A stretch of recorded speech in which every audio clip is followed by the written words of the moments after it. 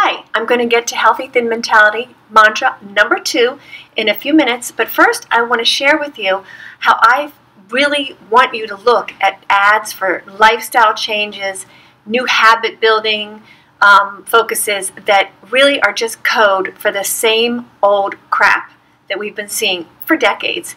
So one I want to pick on today, since it was on my news feed, it was an ad in mine, so I'm going to pick on them because they picked on me.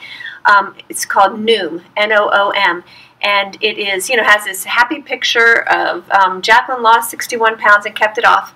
First of all, maybe, maybe not, and kept it off for how long?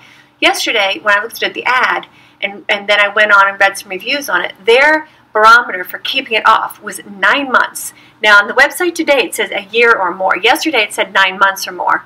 Interesting. Okay, that was a review of it. Maybe that review was slightly older. It was 2017, but still, to me, keeping weight off for 9 months or a year isn't good enough. That's not something to be proud of. If you've dieted and kept some weight off, you might make it close to a year or whatever. The real key is a couple years, 5 years later, and hey, life goes fast, and if you gain it back in a couple years, that's terrible, because then you're starting all over, and your body's going to be even harder to get weight off of. So that, to me, is not a benefit to boast of it.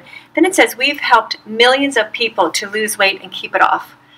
Okay, well, the last thing I saw, again from 2017, was that they had 35,000 losers, people who used their app. Millions of people. Really? Okay. And then there's a big asterisk by it, and I scroll down, I can't find where that asterisk is. There's one up above that talks about, you can't always expect these results. But then it has, as featured in New York Times Women's Health. So what? So what? That means nothing, folks. That means that they have a new ad, and they're trying to fill up space in their paper, and so they write about this new app. It's techie, so that's probably kind of cool.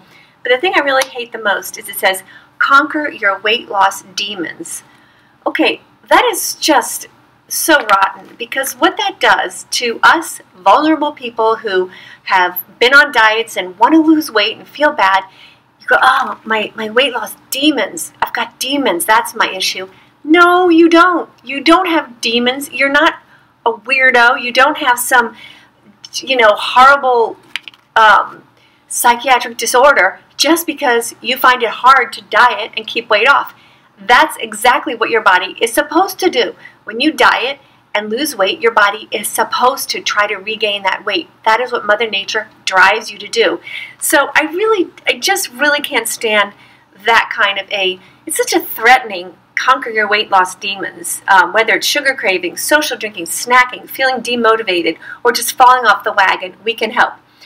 That is all diet mentality verbiage. That is not lifelong habit verbiage.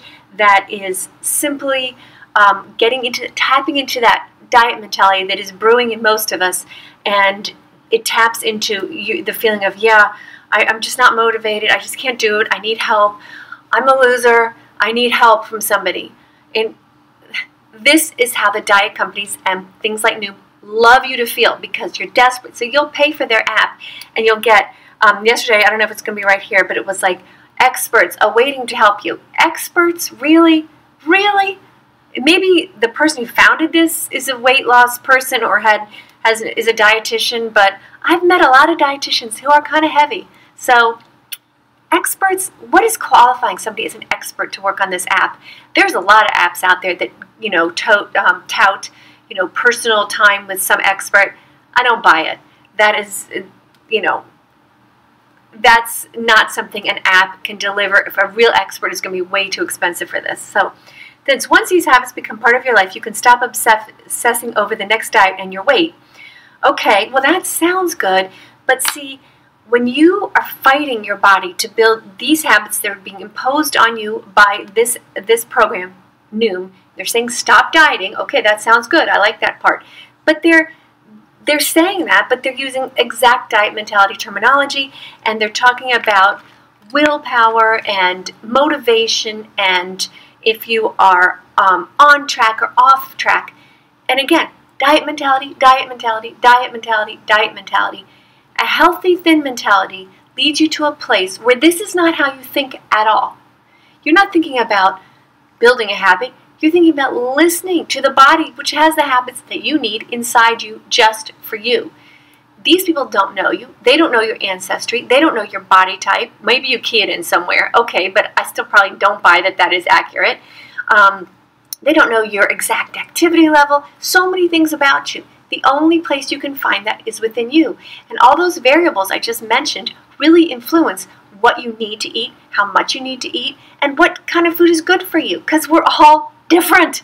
It depends what your gene pool is, right? Some of us grew up ancestors from China, some from Africa, some from Ireland.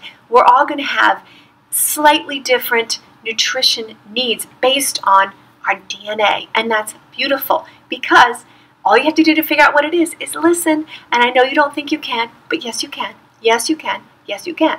You just have to start. You have to stop all this noise like Noom and Marie Osmond, again out with some Fab 13 now.